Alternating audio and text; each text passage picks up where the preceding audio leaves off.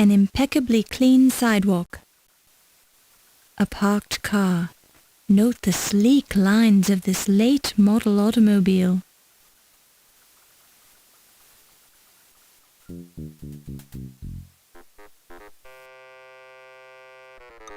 This affair is by invitation only, Fräulein. Your papers, please. There is a tall, imposing gentleman guarding the door. He appears to be wearing a German military uniform.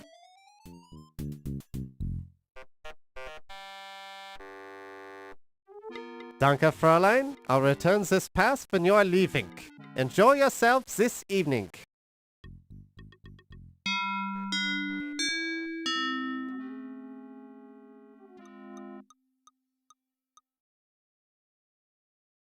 I am sorry, but I have no time to talk, Fräulein. I am the chief of security, you understand. I have much responsibility.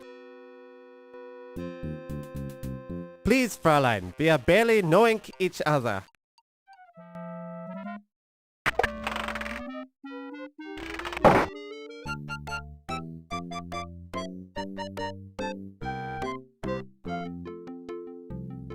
This man looks like he's very low on moral fiber in his construction.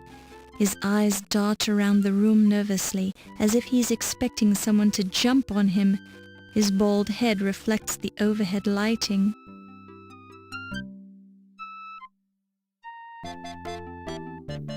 You pick it up and place it in your purse.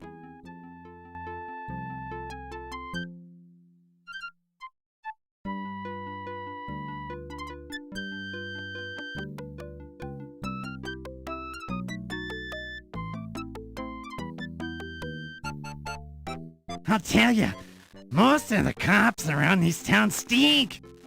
But O'Reilly's different. He's okay. He really knows how to treat a mouthpiece, you know? I made some good jack working for him.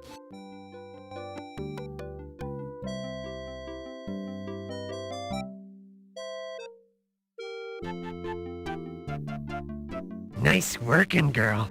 I knew her when. Now she's a big hotshot museum, what do you call it? Back then, she was a streetwalker, if you catch my drift.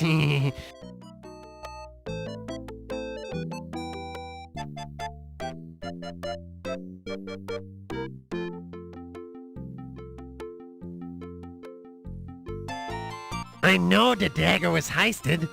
I might even know who done it, but I ain't talking. If you know, why won't you go to the police? All I got is a suspicion. I got nothing hard. Besides, what have the cops done for me lately? This is in the interests of justice. Who are you trying to protect? I'm trying to protect me. Now flip.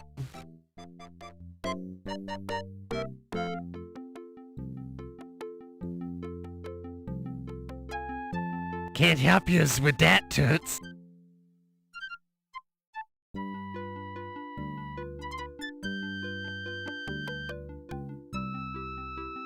That's me, you silly girl. If you want to arrange an in-depth interview, we'll have to schedule it later in the week.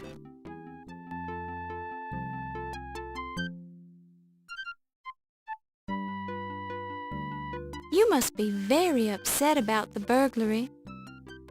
Quite so. If I ever find out who stole my Dagger of Amon Ra, they won't live to regret it, I can assure you. Oh my! Do you have any idea who would do such a thing?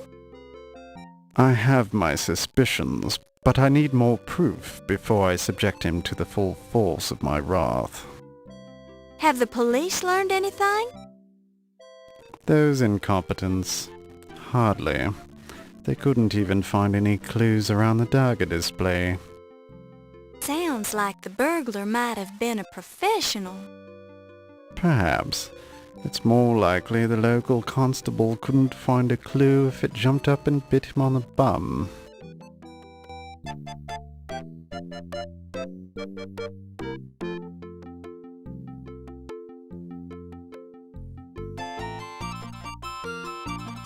Dr. Carrington is a fine chap. Used to be in charge of the British Museum, you know. I ran into him several years ago when I visited the British Museum to consult with Dr. Butch. Seems odd that Dr. Carrington doesn't remember me, but I almost didn't recognize him either. He's getting old after all. Looks different. Memory's probably shot as well.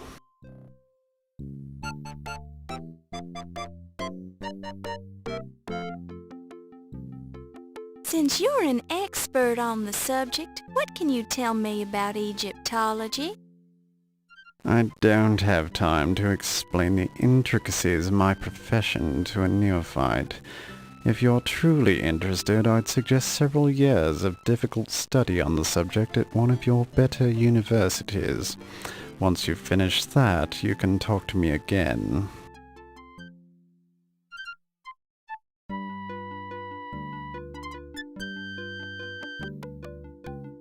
Ah, yes. Can't say I'm too impressed with Detective O'Reilly. Couldn't find a single bloody clue about the Dagger burglary. And he has the nasty habit of chewing on grapes constantly, probably to cover up the smell of the alcohol he drinks.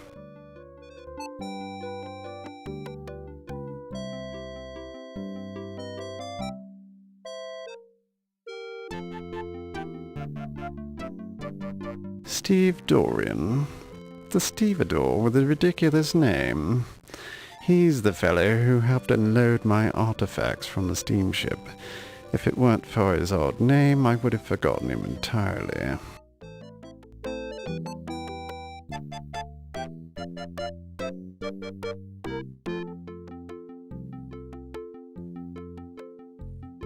That trollop sleeps with everything that moves, and some things that don't.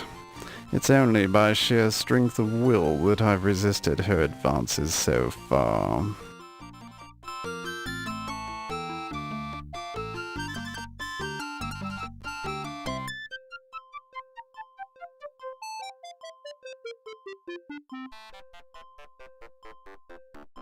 That's why I arrived on the steamship Andrea Doria. I came over with the artifacts for the Egyptian exhibit.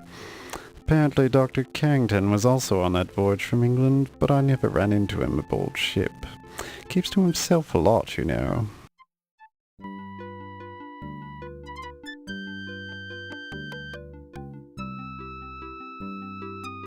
Dr. Miklos is rather eccentric, but she is well educated. Received her training at one of the better universities in Athens, Greece. She's considered quite knowledgeable in the area of hieroglyphics, but her speciality is paleontology. She's fond of old bones.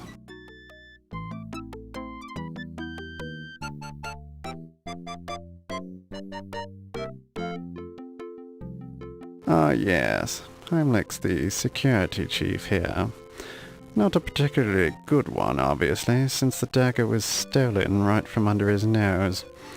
And he's rather too intense for my tastes.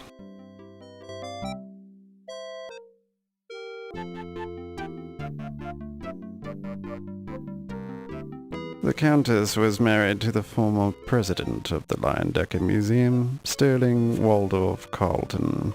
A good chap, but uninspired. Now she has her sights set on Dr. Carrington.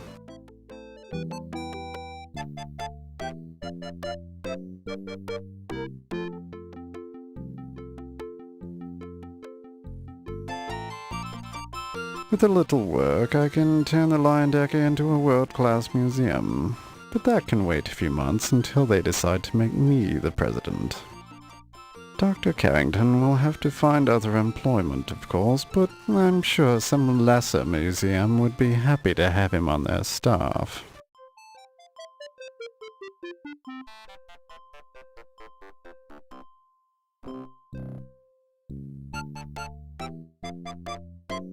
Yes, I am Yvette Delacroix, but I am not one to be talking about myself too much, no? I am not like the great Dr. Carter, who has so many of the great stories to tell.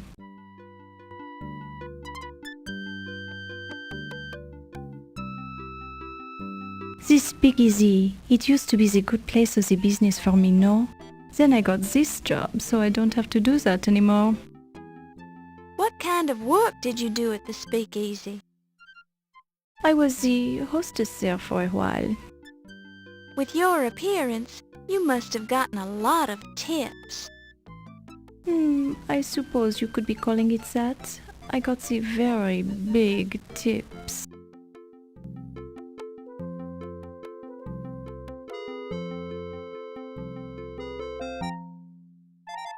Ah, Monsieur O'Reilly, he is magnifique. He is so intelligent, so confident, so... Ooh la la. I assume you've met him before tonight. Oh yes, we are, how do you say, the old friends. And it never hurts to have the highly placed friend on the local police force, no? I suppose that's true. What do you think of his burglary investigation? People here, they keep saying Monsieur O'Reilly, his investigation of the dagger is not good, but he tries very hard. I have seen him work, but the dagger thief, he is very good, no? He? You think the burglar was a man? It is only the manner of speaking, Miss Bow. This burglar, she could have been the female as well.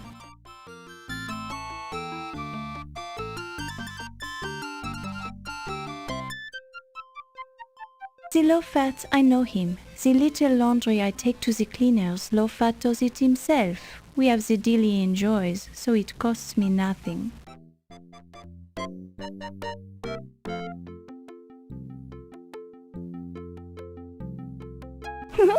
Ah, the godfather. I met him only once on the train. The train was the sleeper car. It was dark, and I climbed into his berth by mistake. He will always remember that meeting, I am sure. I, unfortunately, will have forgotten it in a few months.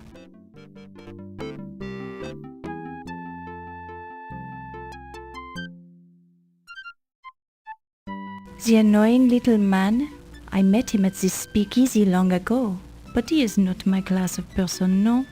He is of the criminal type.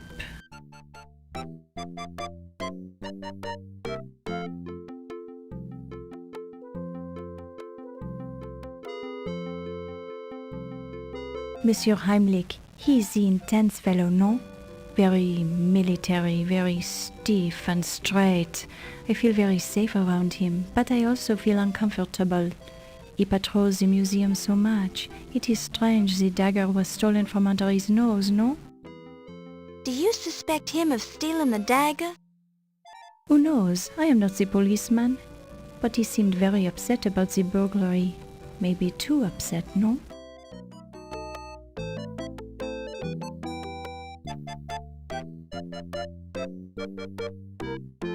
Dr. Miklos and I, we have much of the fun together. She is very friendly. Many times we have run through the museum chasing the daisy, no?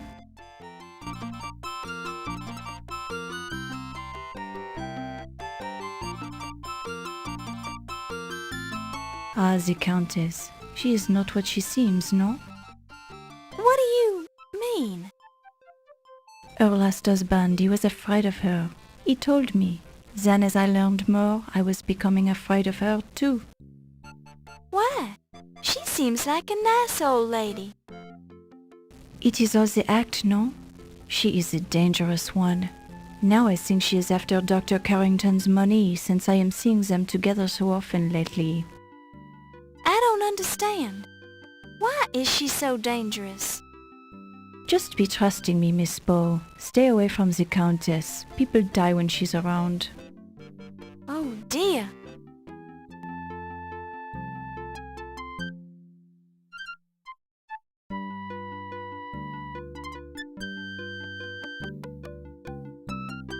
Why, I am Ramses Nadir, Miss Bow. I am an accountant and a proud father of 2.5.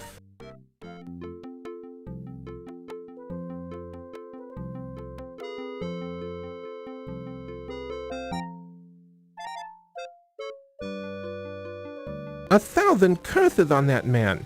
He defiled the tombs of my sacred ancestors for his own personal glory. He doesn't care a fig for what's right and what's wrong. His own evil deeds will catch up with him, though. Just wait and see.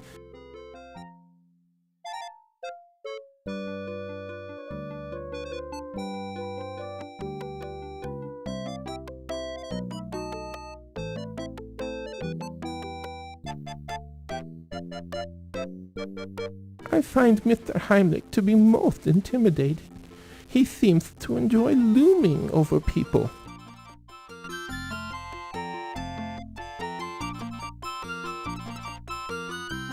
I do not know Ziggy very well, but he makes me uneasy. His eyes remind me of a jackal's. I met him briefly at the party, then avoided him the rest of the time.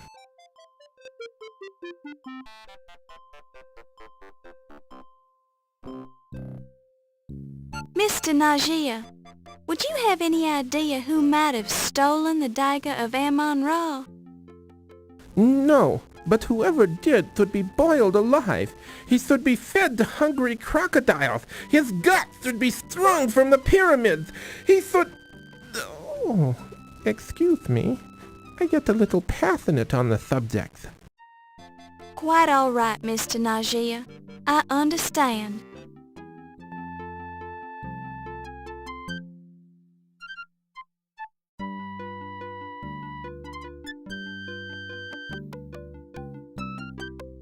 Why, that's me, young lady. Dr. Archibald Carrington III, at your service.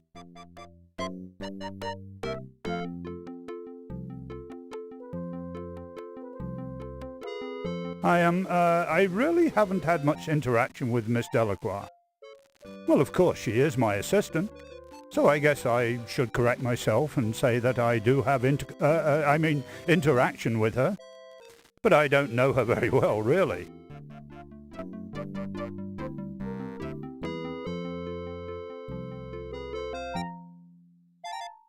Now there's an intense personality. He doesn't look it, but there's something seething below the surface. I'm frightfully sure of it. In any case, the fellow is a fine accountant.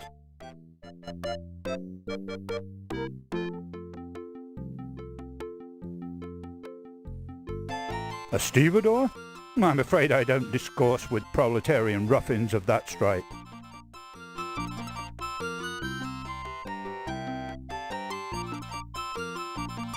Now there's a lady who truly supports the arts. A real patron, that old girl.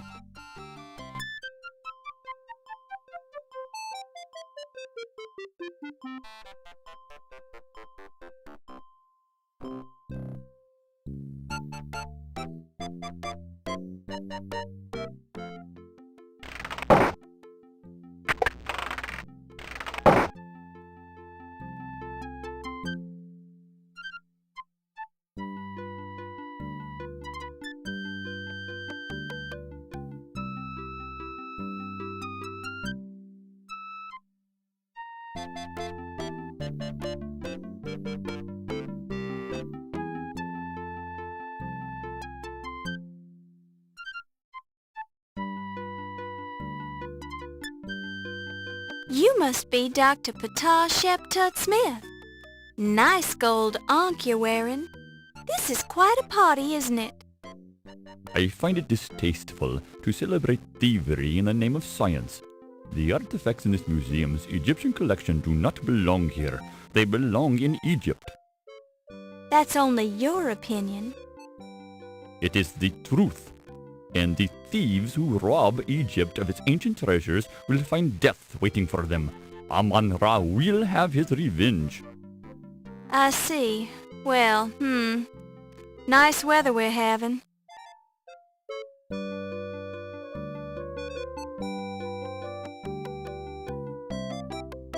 You dare to mention his name to me? He is the blasphemous temple destroyer and tomb robber who stole the Dagger of Amon Ra from Egypt. He will know the full force of the curse of the pharaohs. The curse of the pharaohs? What's that? The defilers of the great Egyptian tombs and temples will all die as a result of their crimes. The gods themselves will punish them. The great Amon Ra will snuff out Peepin Carter's life as easily as I can crush a dung beetle under my shoe. How will this happen? Amon Ra works in mysterious ways. You will have to wait and see. You ask yourself,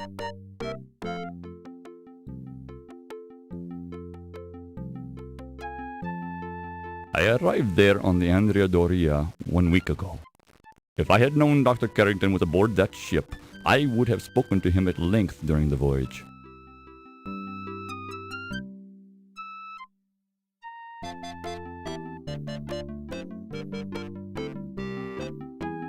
I had hoped that Dr. Carrington would listen to reason. I had made another appointment to speak with him about the return of the Dagger of Amon Ra to its rightful home, but this seems futile since it is no longer in the museum. Another appointment? You spoke to Dr. Carrington once already? Only by phone. He denied Egypt's claim to the dagger. It was hoped that a personal visit would convince him of our sincerity, but the situation has changed since then.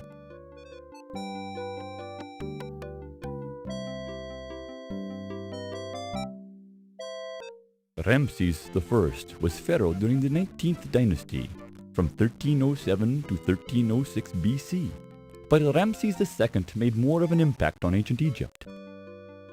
Ramses II was responsible for gargantuan construction projects which left his mark on the face of Egypt for thousands of years.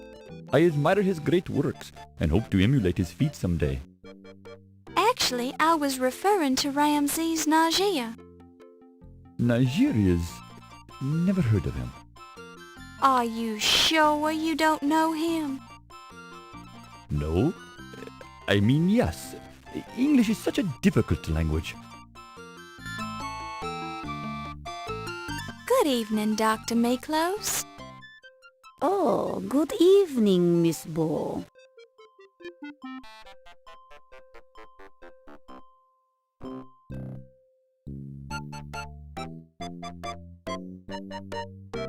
Me?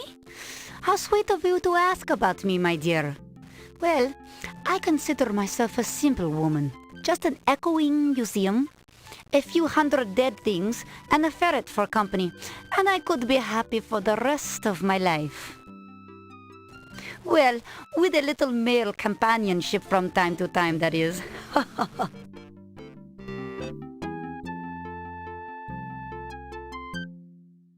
Dr. Carrington is a quiet one. I don't see him very often. I'm certain, however, that he must have a poetic soul. What makes you say that, Dr. Miklos? I have seen him walking amongst the dead in the Egyptian exhibit late at night. I cannot blame him. It's better than moonlight on headstones. Ah.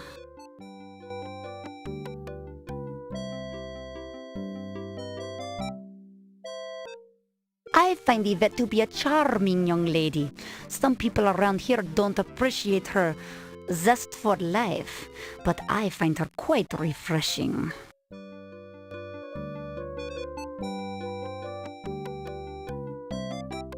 Dr. Carter is an odd one if you ask me. He is so very interested in gaining personal glory. He doesn't seem to fully understand the beauty of what he has discovered. Why, the Amon Ra artifacts are a symphony, a tribute to the wonders of death. Ah.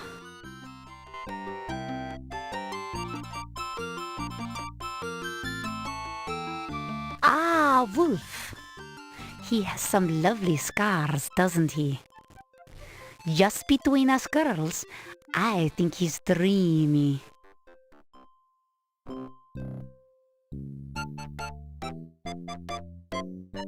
I don't know if I trust that one. She screamed when she saw my beautiful dried rat exhibit and cried out like a baby when my ferret Daisy bit her ankle. Foolish woman.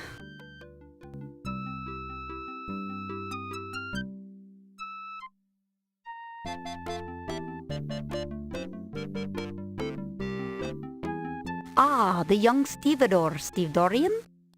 He is a charming young fellow.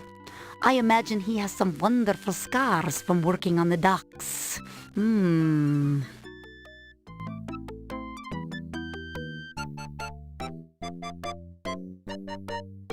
That man is a human weasel. Stay away from him, lassie.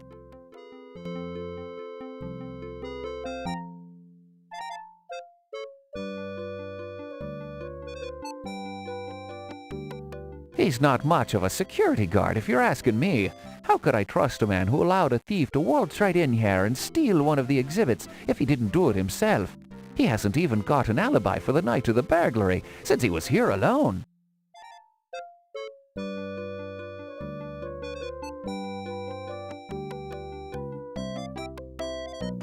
Now there's a slippery old bat. If she's royalty, then I'm Rudolph Valentino.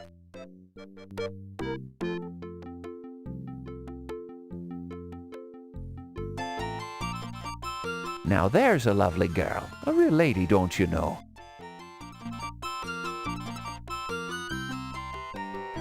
It is better to know some. You ask question.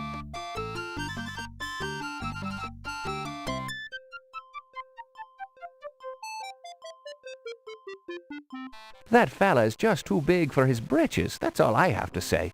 Someone ought to take him down a notch or two.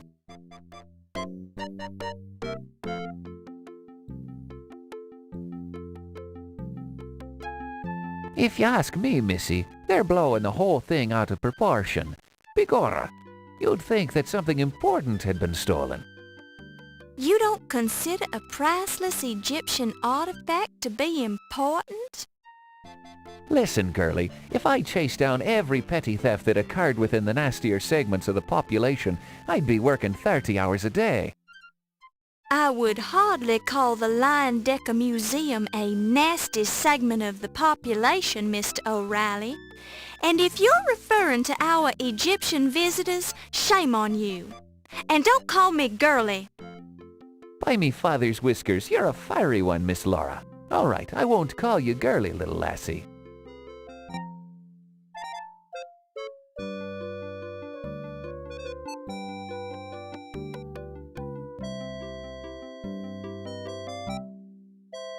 I don't like that wee fella. Think he's light in his loafers, don't you know?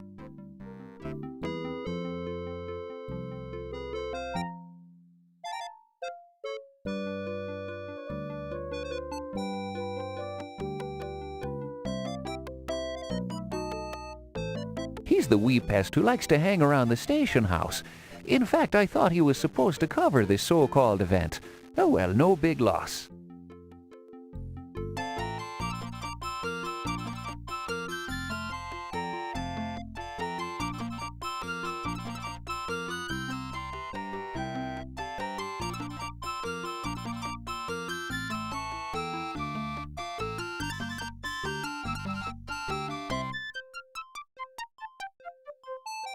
Hi, I'm Laura Bow, and I'm covering this event for the Tribune Society news column. Good evening, Miss Bow. I'm the Countess Lavinia Waldorf Carleton. Please be sure to spell my name right in your story.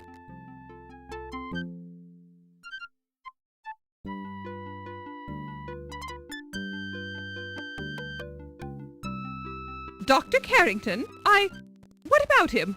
I know very little about the man. Now that's odd.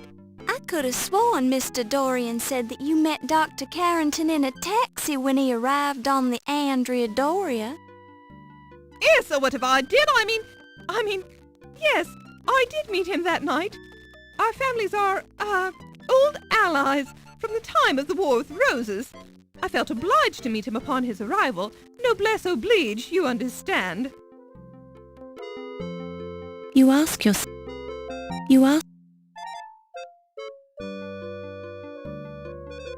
He seems a perfectly dreadful little fellow. Let's not discuss him.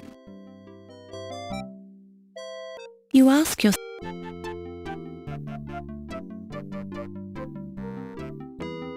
I am not interested in discussing that little trollop.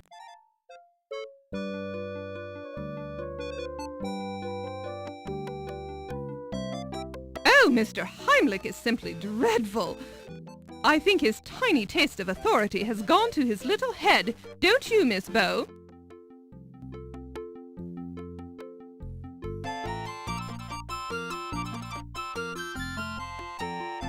Miss Bow, you must be sure to avoid such dens of iniquity. They can only ruin a young lady's reputation.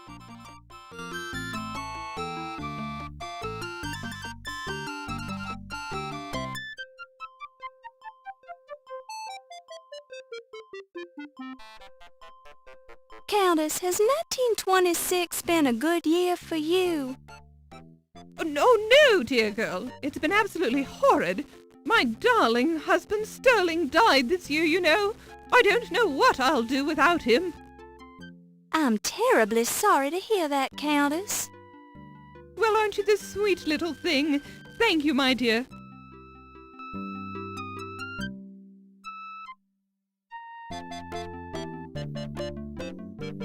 What a lovely boy. He has such charming manners, and he's so handsome,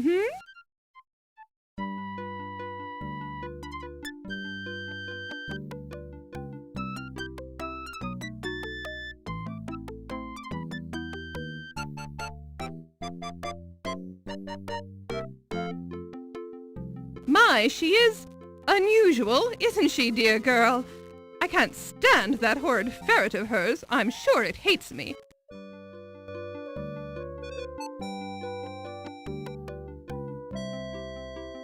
I'm sure I've never met him, Miss Bow.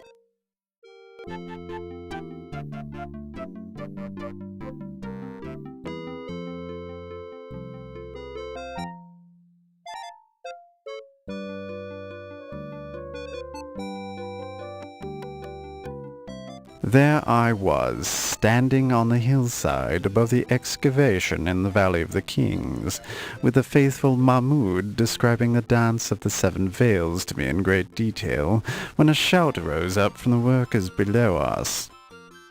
Sensing an important discovery at hand, since I have a sixth sense about these things, I scurried downhill to see that a step had been uncovered in the sand.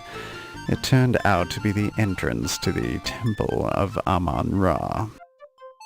I took the trowel from the Boskafir and cleared the sand away from the rest of the steps myself, revealing the entrance to the temple. The seal of the necropolis was intact on the door seal, indicating that the temple had not been disturbed. I knew that fate had brought me to the discovery I had been seeking for so long.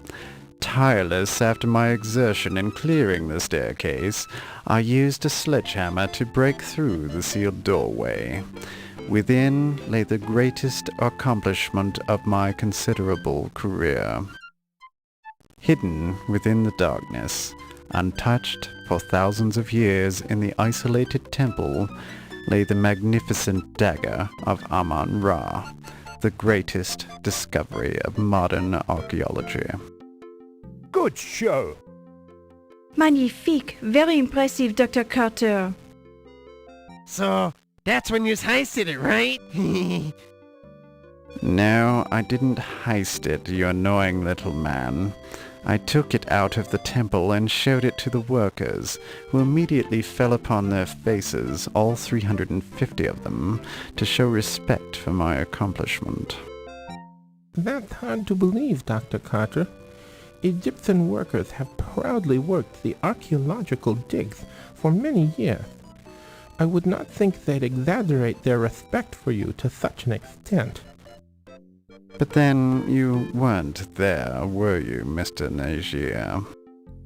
Well, no, that's true. And when was the last time you were in Egypt, Mr. Nagier? You seem to have lost some of your accent. Well, it has been several years. I thought as much. Your discovery really was quite a remarkable achievement, Dr. Carter. Was remarkable, Dr. Carrington? You mean it is a remarkable achievement. There has never been anything like it before. Quite so. Correction noted, Doctor. If you will all be excusing me, I see a man I need to speak to. Certainly, Miss Delacroix. Certainly.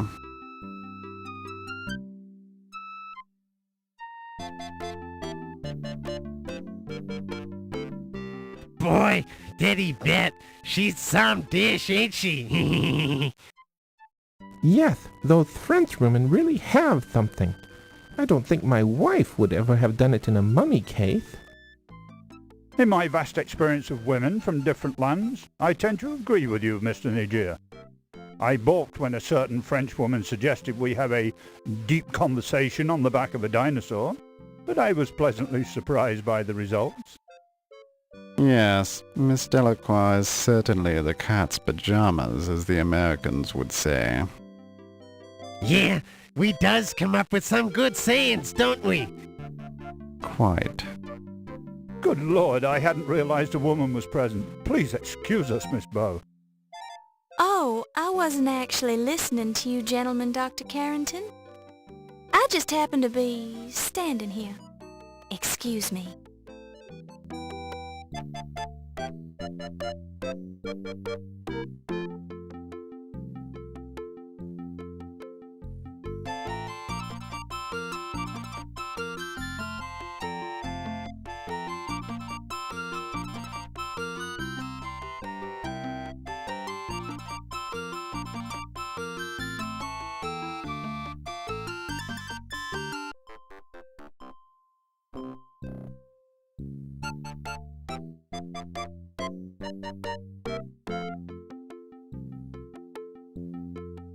Ryan, I'm having the hardest of times keeping my hands off you. Not here, Yvette. There's too many people. They are not important. You are the most powerful man here, my Ryan. What about that Carrington guy? He's president of this museum. The doctor, he is old and weak. You are the young one and strong. And what would you be wanting, Miss Bow?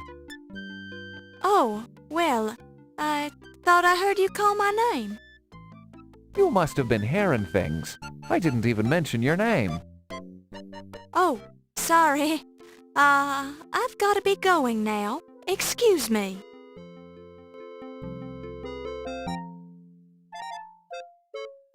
And what were you doing when that fancy dagger was being stolen then? Let me see. I was sleeping in my hotel room. You don't sound too sure about that. I haven't been sleeping too well since I arrived in this country. I'm tired, so I'm not thinking too well. You're not sleeping well. Would you be having a guilty conscience then? I do not understand your meaning, Mr. O'Reilly. Perhaps it is the English. It is such a curious language, not as clear as the Egyptian. Well, you say the dagger is what brought you to this country. If I were in your position, I'd be tempted to steal it. Steal what has already been stolen? The Dagger of Amon Ra belongs to the Egyptian people, Mr. O'Reilly, not to Dr. Carter, not to this museum, and not to this country. I'd be watching what you're saying, Dr. Smith. You're digging your hole deeper with every word. Amon Ra will seek his own vengeance on those who have removed his dagger from Egypt. Amon Ra does not require my help. You say you were sleeping when it was stolen. Were you alone? That, sir, is none of your business. Ah, that's where you're wrong, Dr. Smith. It is my business as long as you're a suspect in the burglary. A suspect? Do you Americans have no shame? I'm here to gain the return of the dagger by legal means. Ask Dr. Carrington. I have talked to Dr. Carrington, and I know he told you no dice. The matter is not settled until the last camel drinks from the water of the oasis. What's that? Some kind of Egyptian double talk? Excuse me, sir, but I see a turkey leg on the buffet table that requires my attention.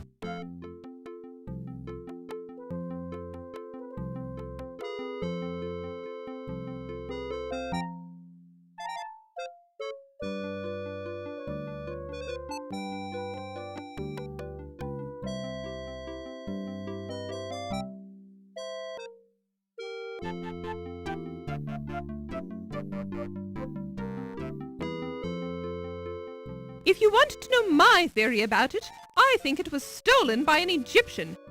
No offense to your people, Mr. Niger, but I think there is a secret sect of Egyptian sun worshippers who have sent an envoy here to steal the dagger.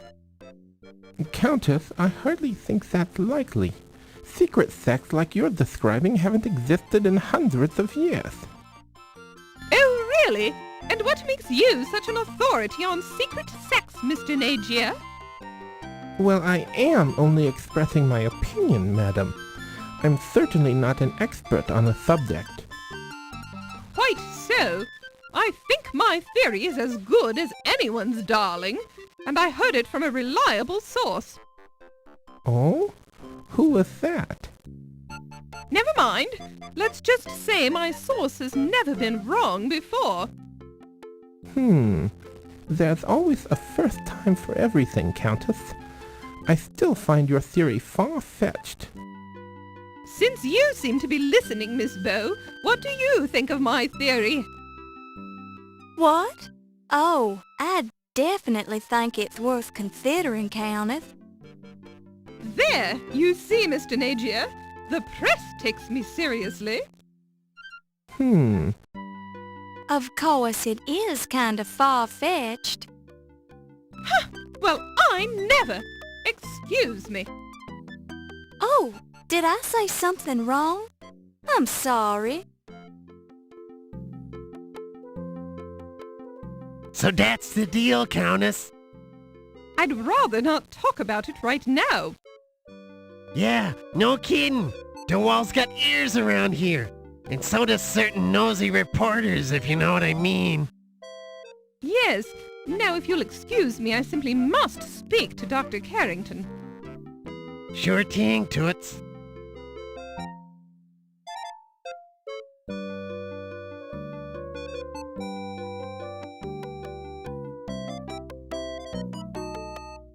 Well, ain't you the hoity-toity dame these days? I almost didn't recognize you with your clothes on. Excusez-moi, am I knowing you, sir? Ziggy's my moniker. You gonna pretend you just doesn't know me? You are making the joke with me, no? Perhaps you have confused me with someone else? I ain't joking. You're Yvette Delacroix. I'd know that body of yours anywheres. I am sure I am not knowing what you mean, Monsieur Ziggy. Oh, I get it. Yous is worried one of these hi-hats is gonna hear us, right? Oh, okay. I'm clued in. We can talk later.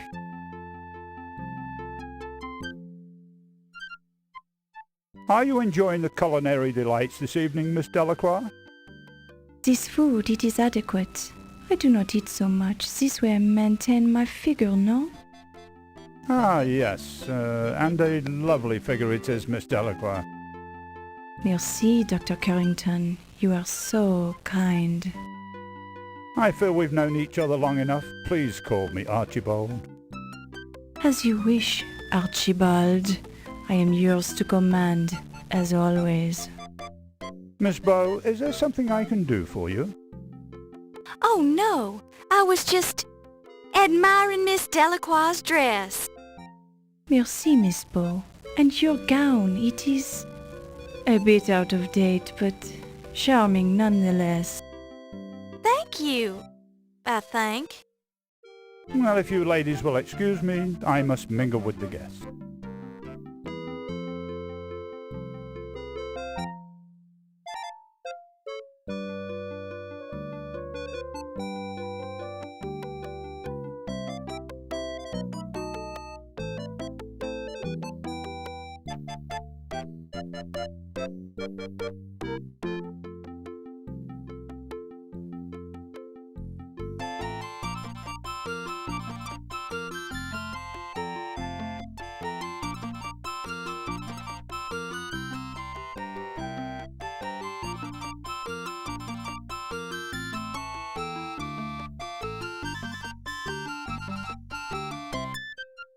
Well, well, look what the leprechaun's dragged in. Hey, now watch what yous calls me, O'Reilly. I don't know what that leprechaun thing is, but I don't like the sound of it. I'm sure you've been called worse things, smart guy. Only by low-class type poisons, O'Reilly. By the way, ain't you afraid of being seen with me? Cops talk to stoolies all the time, and I was wondering what you're doing here. I'm a big patron of the arts. That's the kind of high-class guy I am. You don't even know what the word patron means. I does too. Okay, what does patron mean? Hey, ain't that the countess I see over there? I needs to talk to her.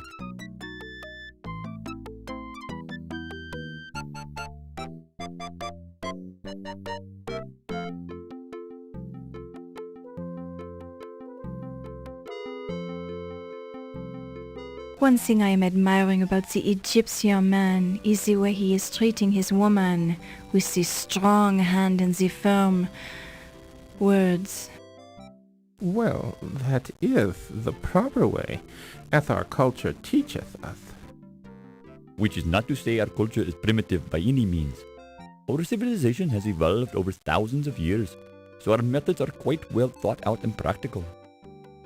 And the Egyptian man, he is very skilled in the private matters as well, no? Well, speaking for myself, I feel it is my sacred duty to be knowledgeable in all matters that concern me. I've certainly had no complaints about my skills, Mrs. Delacroix. Ah, Miss Bow, I didn't see you standing there. Ahem. Well, I hear another turkey leg calling my name at the buffet table, so if you'll excuse me. The turkey leg, it sounds good to me also. I'll accompany you, Dr. Smith.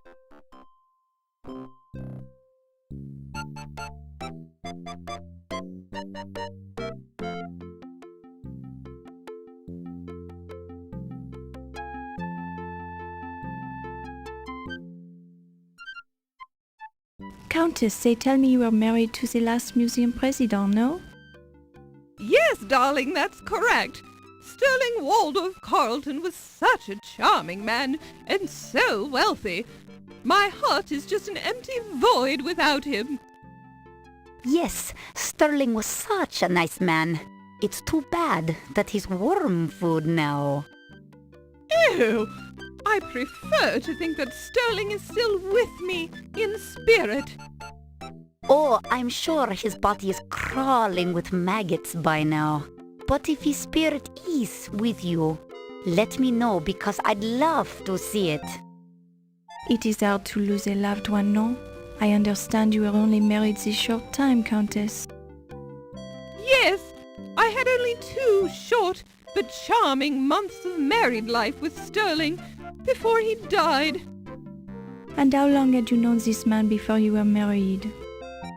Oh, we met just 1 charming month before we decided to get married. It was love at first sight.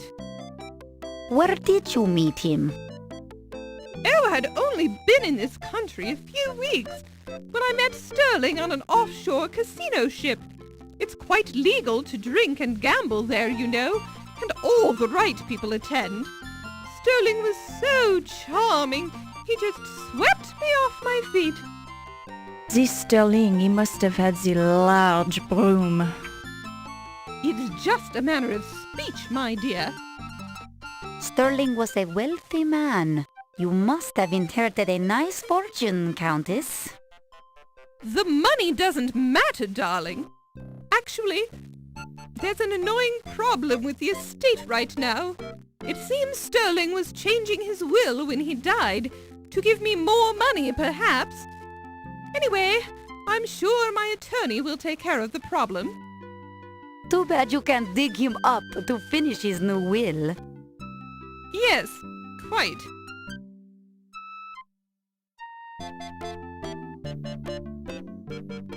The archaeology, it is such a masculine profession. Breaking into the ancient tombs with your sledgehammer, thrusting your way into the treasure chambers, touching the gold artifacts. It is also stimulating, no? Yes, well, when you put it that way, I guess it is rather stimulating being the most important archaeologist of all time. And it is such a burden to bear this greatness, no? With such pressure to perform, you must be perfect all the time. Yes, you have a unique understanding of my problems, Yvette. Your problems, they are obvious, no? Very kind of you to say that, but there are many who misinterpret my actions. They don't understand the pressure of having famous relatives in the same line of work, and having to compare oneself to them all the time. Ah, but the Tutankhamun find, it is nothing when compared to your discovery, no? Correct. I didn't realize you knew so much about archaeology. I know many things, Dr. Carter. So I've heard. Maybe we should discuss archaeology sometime. I'd love to hear about the work you do, Dr. Carter. Perhaps later tonight? Will you be working late tonight? Oh, yes. I think everyone will be here tonight, no? There is much to be done to prepare for the opening of your exhibit tomorrow. I was planning a break for tea around 3 a.m. if you'd like to join me. It sounds wonderful. Perhaps you would come by my office then? I'd be delighted. It is so gracious of you to take the time to speak with me. Nonsense. Think nothing of it. How will I ever repay you for this courtesy? I know how busy you are, Dr. Carter. I'm sure we'll think of something. And call me Pippin.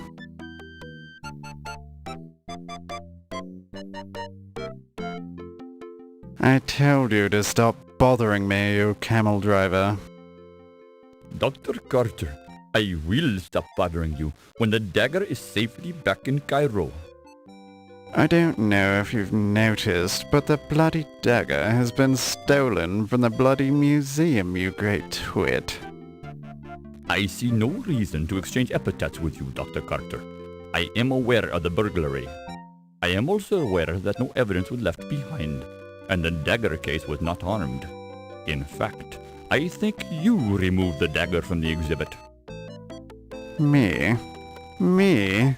And what bloody reason would I have to steal my own bloody dagger from my own bloody exhibit? The dagger is not yours, Doctor. It belongs to the Egyptian people. As to why you stole it, I do not pretend to understand your twisted American thinking. Perhaps you wanted to keep the dagger for yourself, in your own private collection. Perhaps I should ask why you're shifting the blame onto me, you insignificant peasant.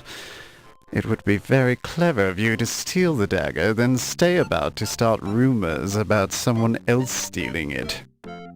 Only an archaeological thief would make such an accusation, Doctor. Now I'm sure that you stole it for yourself. I did not.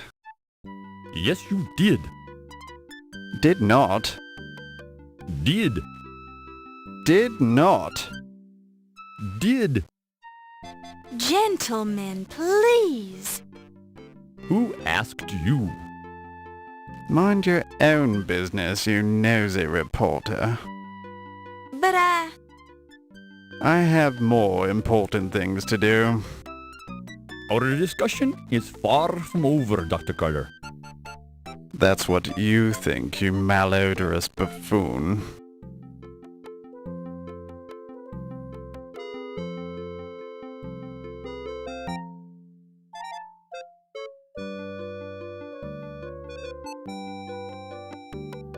are you having a nice evening, Mr. Dorian? Well, it's much, much better with you nearby.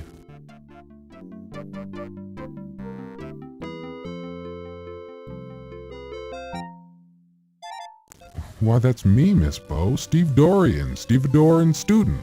Remember?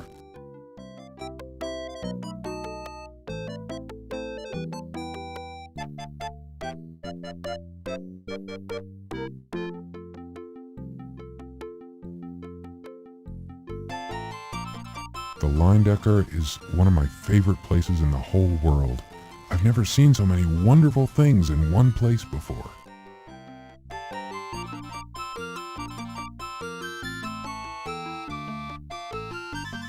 Working at the docks is just a temporary thing.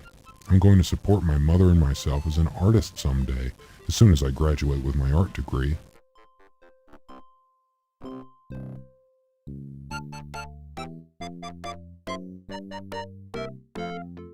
She's some really rich lady. I saw her on the docks one day. She met Mr. Carrington, as a matter of fact.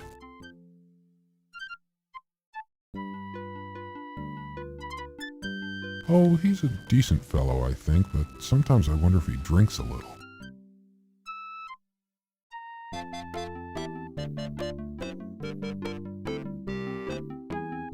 Isn't she a charming lady? A little eccentric, but I think that's colorful, don't you?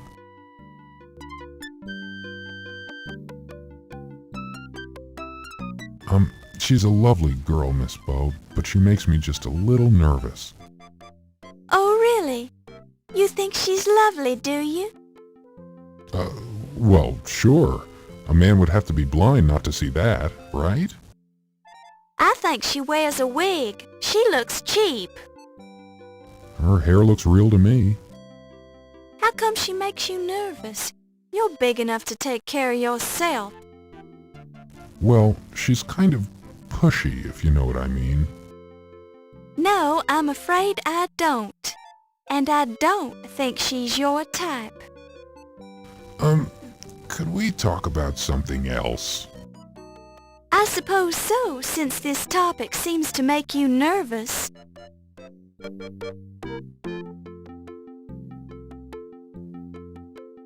Oh, he's that hot-tempered Egyptian fellow who was shouting at Dr. Carter that day on the docks.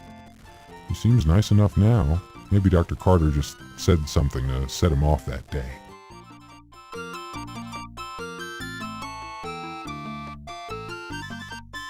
Oh, he's an okay Joe, I guess. He sure takes his job seriously.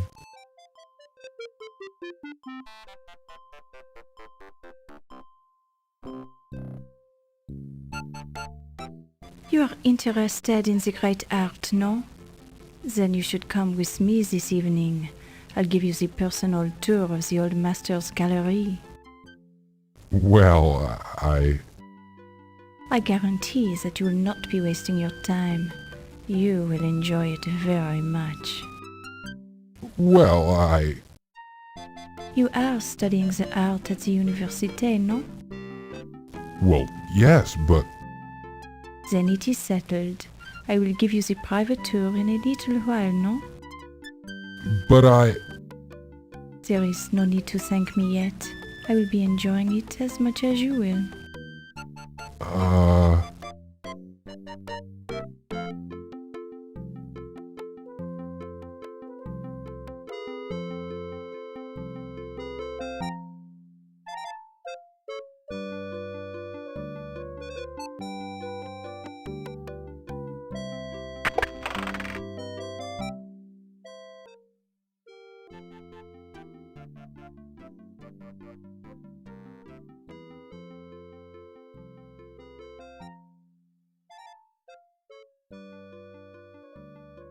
This case holds beautiful museum replicas.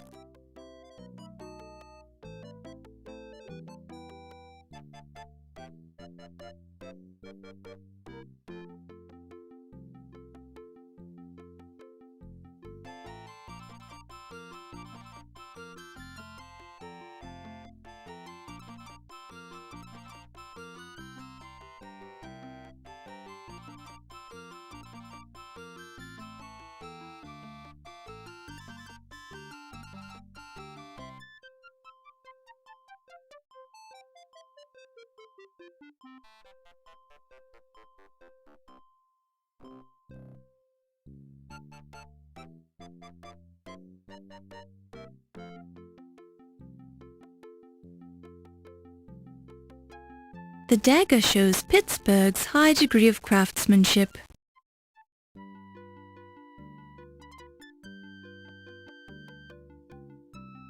The dagger shows a high degree of craftsmanship. The dagger shows a high degree of craftsmanship.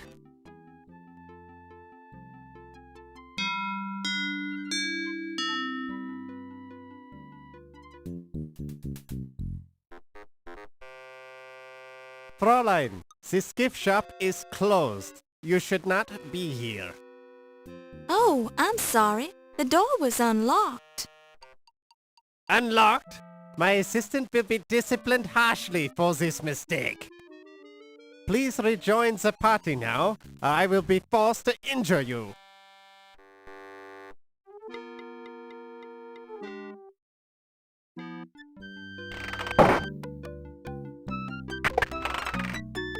The gift shop is closed. You must leave at once.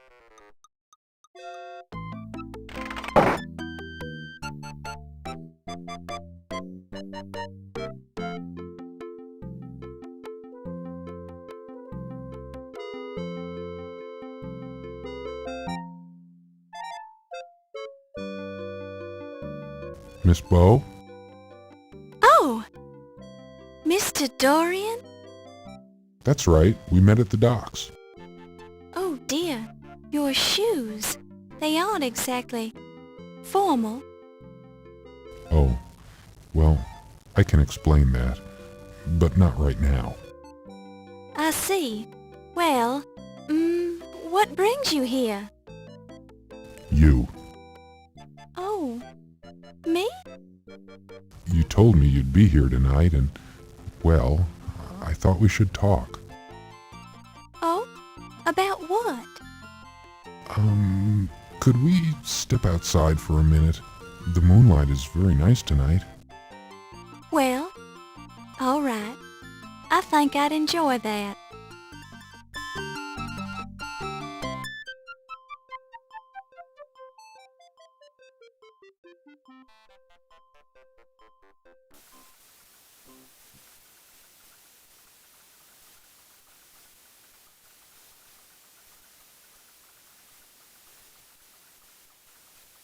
I just wanted to explain to you who I really am.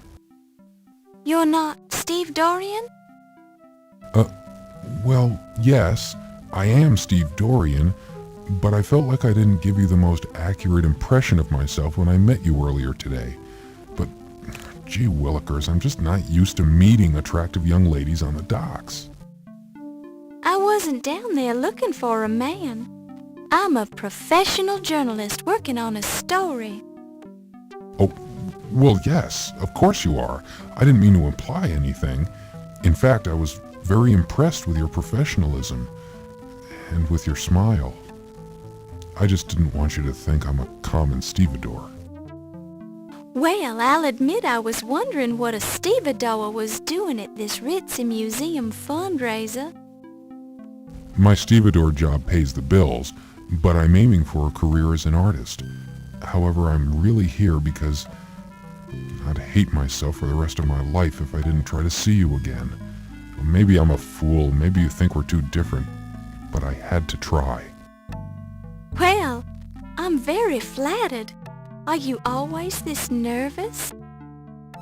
I'm not very good with women. I spent all my time working ever since I was 10 years old, when my father died.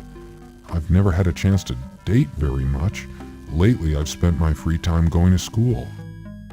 I'm starting to think we're more alike than I first thought. My mother died when I was very young, so I was raised by my father. What kind of an artist are you?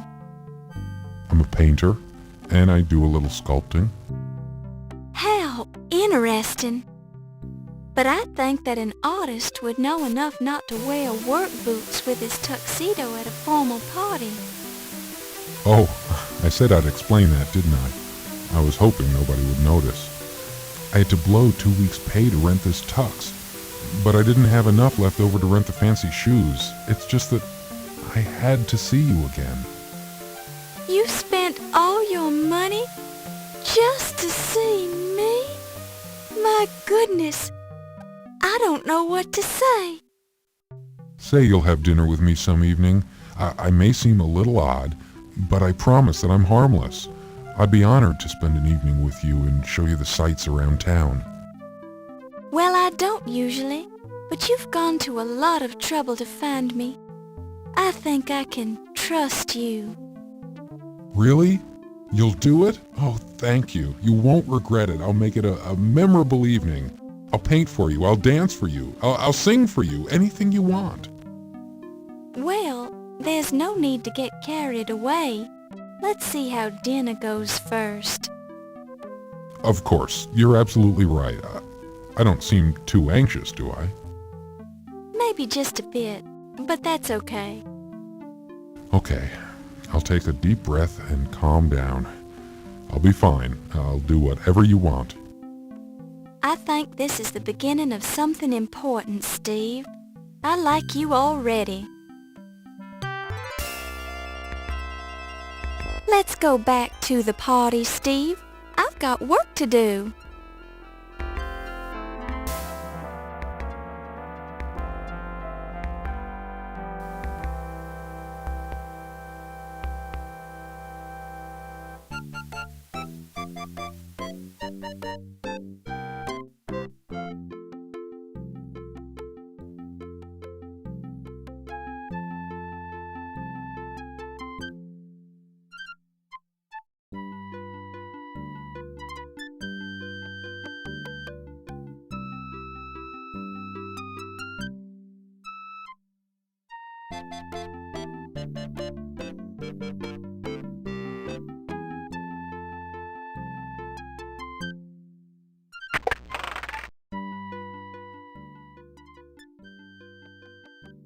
Upon close inspection, you see nothing new here.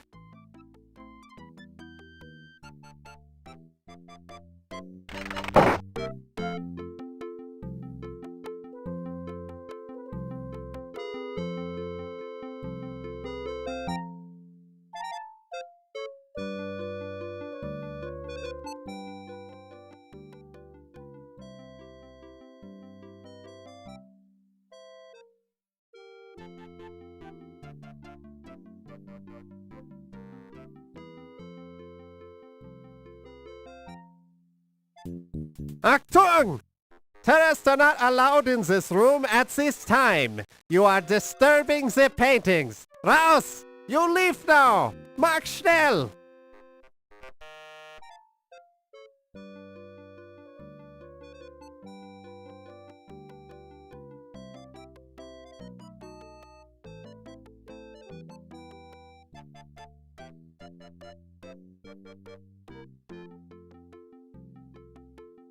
It's a Tyrannosaurus Rex. His name is Rex. Isn't that clever? The sign says, "Push button to hear Rex speak."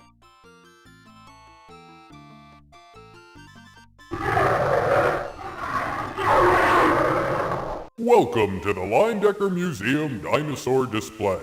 My name is Rex, and I'd like to tell you about myself.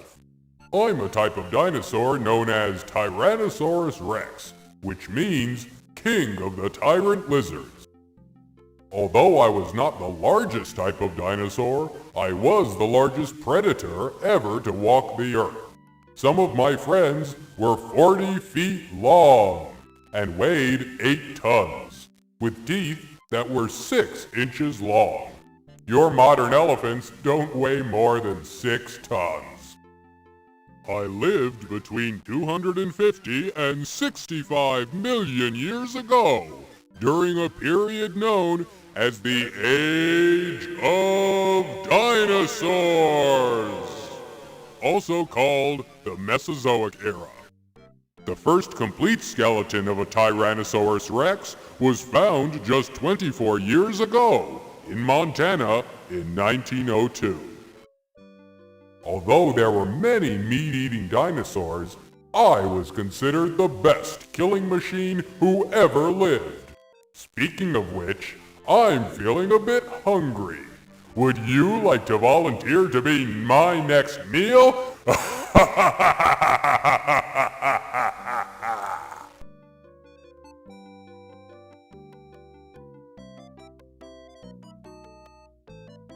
You pick it up and place it in your purse.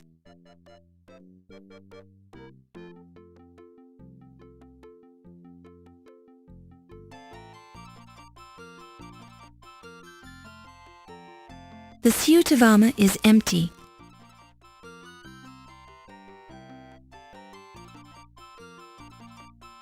A house pet, tastefully prepared for battle in 16th century armor. The helmet on this Italian suit of armor circa 1460, is interesting because it's a barboot which lacked protection for the lower part of the face. The barboot is sometimes called the barboot sallet because, like the 15th century sallet, it doesn't enclose the whole head, offering most of its protection to the top. Unlike the barboot, however, the sallet is often characterized by a reinforced forehead plate and an elongated pivoted nape defense. It is, however, difficult to differentiate between the barboot, the sallet, and the bassinet. The shallow barboot resembles the sallet, while the deep barboot resembles the bassinet. Then again, who really cares?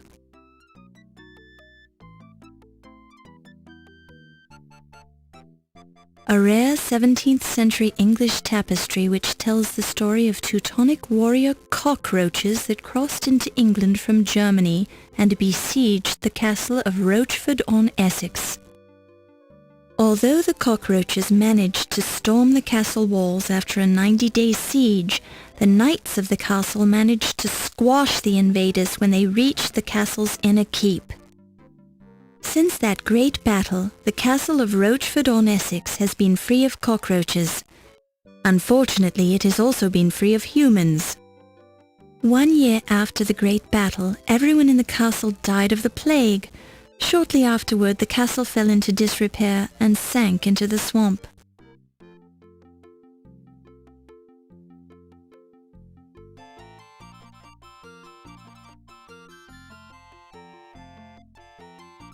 The door is locked. When you touch the doorknob, you get a heavy coating of dust all over the palm of your hand.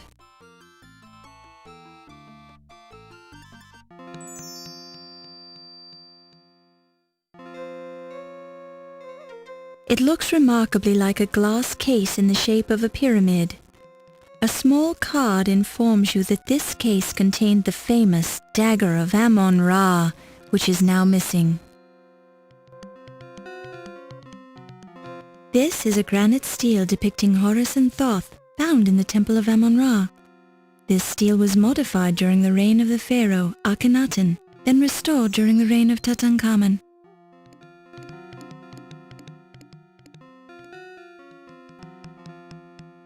A sepulchral stele found in a tomb of the 6th dynasty.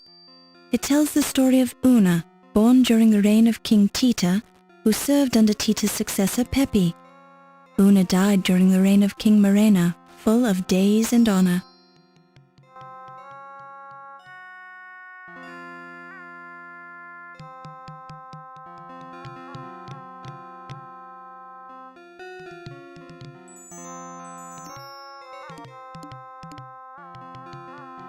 This placard describes the full translated text on the Rosetta Stone, which still resides in the British Museum. In summary, the text records the decree made at Canopus by the priesthood in honor of the pharaoh Ptolemy III, Euergetes I, who reigned from 247 to 222 BC. The decree discusses the great benefits which the pharaoh had conferred on Egypt and states what festivals are to be celebrated in his honor, concluding with orders that a copy of the decree in hieroglyphics, Demotic and Greek shall be placed in every large temple in Egypt. The card identifies the slab of black basalt as the Rosetta Stone. Hieroglyphs and letters from the English alphabet are clearly engraved on the stone. The Rosetta Stone was found by a French artillery officer among the ruins of Fort Saint-Julien near the Rosetta mouth of the Nile River in 1799. It came into the possession of the British government after the capitulation of Alexandria. The Rosetta Stone, currently on loan to the Leyendecker Museum, is the key to modern translations of ancient Egyptian hieroglyphs into English text. You notice that half of the Rosetta Stone seems to be missing from the display, replaced by a small card that reads, Artifact 310 removed from display for research on 9/1/26 by O.M.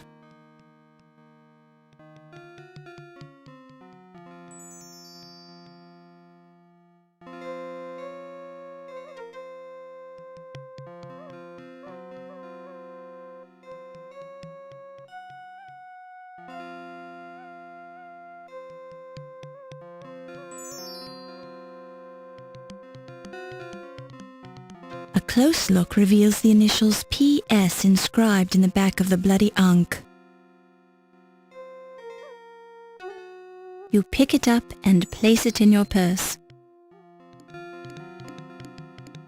This is a magnified piece of the ancient Egypt exhibit room. Apparently the shoe's owner stepped in some of the blood. It apparently belongs to a dainty foot. The mummy coffin is made of gilded wood painted with bright, colorful scenes from Hatshepsut's life.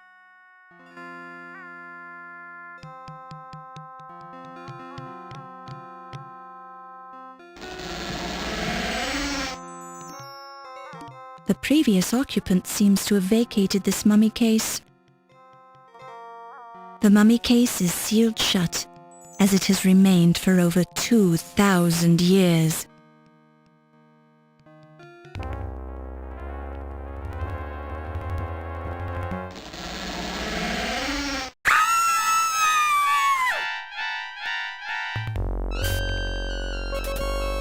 Dr. Carter's flesh is looking rather pale, as if he's not feeling well. Perhaps it's because he's lost a lot of blood. A red fluid appears to be leaking out of Dr. Carter's chest wound. Pippin's pants are neatly pressed, but there are streaks of blood and a damp stain. There's a slight bulge in Pippin's jacket, as if he's carrying something in an inside pocket. When you reach into Pippin's tuxedo jacket, you find a notepad in his inner pocket. You pick it up and place it in your purse. Unreadable words are imprinted on the paper. A notepad made of good quality paper. There's an imprint on the paper from the previous message written on the pad, but it's too faint to read. His flesh feels cold and clammy. The red fluid appears to be blood. This might explain Dr. Carter's pale appearance. A close look at the dagger reveals the words, "Made in Pittsburgh," stamped on the part of the blade that is not buried in Pippin Carter's chest. To your naked eye, the rough surface of the dagger handle doesn't appear to hold any fingerprints, but that's something for the coroner to examine in detail. You don't want to touch this dagger. It's evidence, and you don't know where it's been. His mouth and tongue feel dry. It feels greasy to the touch. You poke Pippin's right eye. A tear trickles down his cheek. You poke him in the eye. His eyeball feels squishy. The vest has a smooth, silky feel to it. Nice material. You hear a disturbing gurgling noise when you poke Pippin in the chest. Dr. Carter's mustache is neatly trimmed. Perhaps for the first time in his life, Dr. Carter's hair is in disarray. Dr. Carter seems to have suffered a severe trauma to his chest area.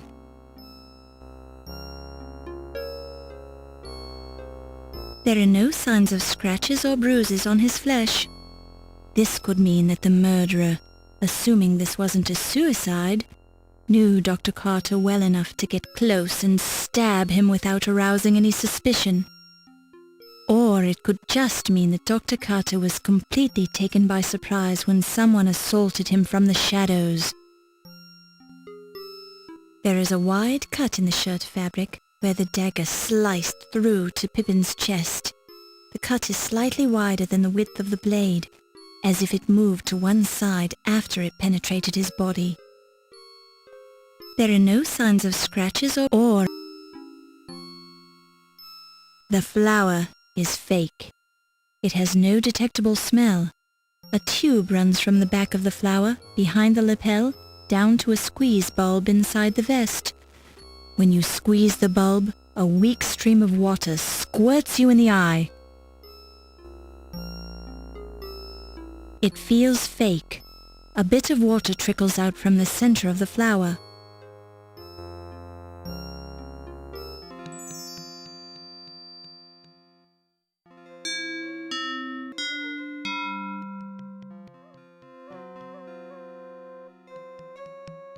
You scream like a banshee, lass. Did you kill the man then? No, I just walked in here and found him. I suppose that would explain your screaming then. Did you see the murderer? No. All right, I'll talk to you later after you've had a chance to calm down. Just don't try to leave the building.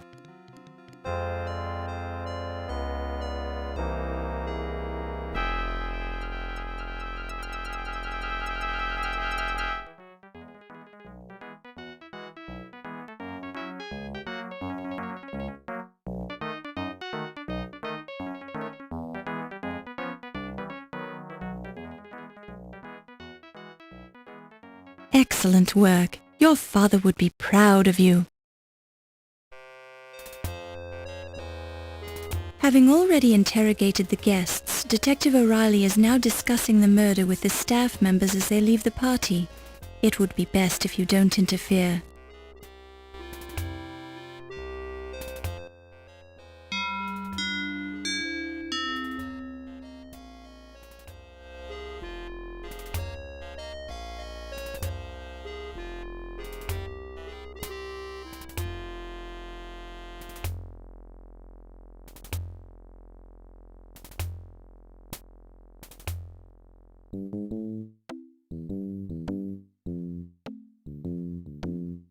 Hi, Miss Bowe. I'm Ernie Leach. Dr. Carrington told me you could stay a while and talk to the staff. I've got to lock the doors, so just come and find me when you're ready to leave. Dr. C also has a key, but you don't want to bother him about that. Thank you, Mr. Leach. Just be careful where you go. Wolf will get upset if he finds you downstairs. See you later.